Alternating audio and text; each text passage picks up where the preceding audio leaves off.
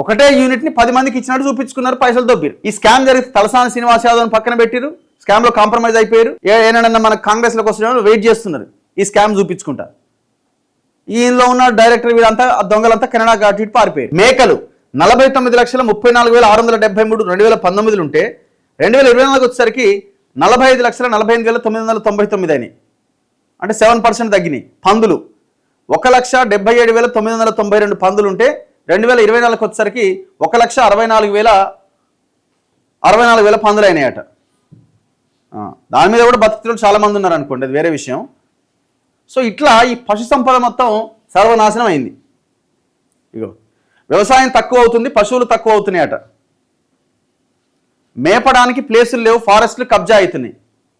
వాస్తవం ఇవన్నీ. తెలంగాణ ప్రజలు గొర్రెలు ఏమి చెప్పినా నిజమైన డప్పు చేసి చెప్తారు, దోచుకుంటే ఏమీ అనరు.